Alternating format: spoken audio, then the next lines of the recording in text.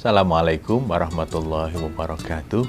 Pemirsa, dalam surat Yusuf ayat 87, Allah menceritakan peristiwa Nabi Yakub yang sedih karena kehilangan putra kesayangannya, yaitu Yusuf dan Benyamin. Maka yang kemudian dilakukan oleh Nabi Yakub adalah memerintahkan kepada putra-putranya yang lain untuk kembali, pergilah ke Mesir, walatai asu min rauhillah, terus cari dan jangan pernah putus asa dari rahmat Allah. Jadi ungkapan walatai asu min rauhillah itu punya akar sejarah yang menarik sekali. Betapa orang tua yang kehilangan seseorang yang sangat dicintai, tapi tetap tidak putus asa, bahkan meminta kepada putra-putranya untuk coba kembali ke Mesir, cari dan jangan putus asa dari rahmat Allah.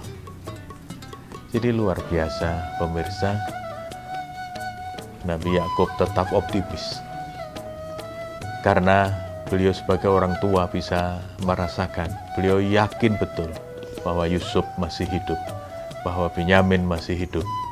Karena itu dia perintahkan kepada saudara-saudaranya untuk mencari dan jangan putus asa. Wala tayasu min rauhillah. Jangan putus asa, jangan pernah putus asa dari rahmat Allah. Pemirsa, rahmat Allah ternyata memang luar biasa. Ternyata di Mesir mereka ketemu dengan Yusuf yang sudah menjadi wazir, yang sudah menjadi menteri dan sangat dihormati. Padahal dulunya mau dihabisi. Jadi rahmat Allah luar biasa. Orang bisa punya skenario apa saja, tetapi skenario Allah tetap yang terbaik. Wa makaru wa makarallah, wallahu khairul makirin. Sang Maha membuat skenario yang pada akhirnya akan menentukan akhir cerita. Pemirsa, ketika melihat situasi yang tidak mengenakan, maka yang harus dilakukan adalah kita harus merubah pandangan kita. Pandangan kita terhadap mungkin musibah, mungkin kegagalan, mungkin sesuatu yang tidak mengenakan. Karena ketika kita merubah pandangan itu, bahwa itu adalah ujian, itu adalah sesuatu yang biasa terjadi dalam kehidupan, itu akan menjadi lebih mudah untuk kita bersabar. Kita masih tetap optimis, karena di depan pasti ada rahmat Allah yang dijanjikan.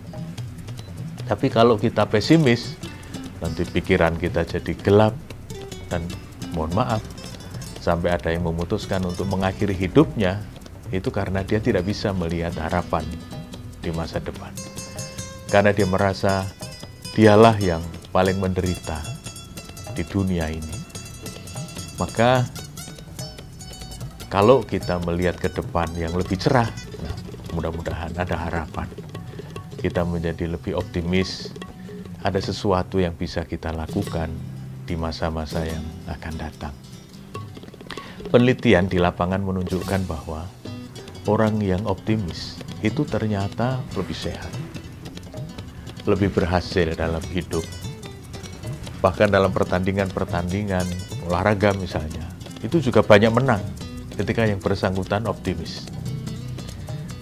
Maka dulu ada petinju legendaris Muhammad Ali itu, kalau bertinju sebelum naik ring itu, dia melakukan apa yang disebut dengan afirmasi diri untuk mendongkrak optimisme. Saya pasti menang, akan saya KO dalam satu ronde, misalnya begitu. Itu menunjukkan bahwa dia yakin dia bisa melakukannya dengan baik. Maka orang yang optimis itu punya keyakinan bahwa dia bisa menyelesaikan masalah-masalah yang mungkin timbul di masa depan.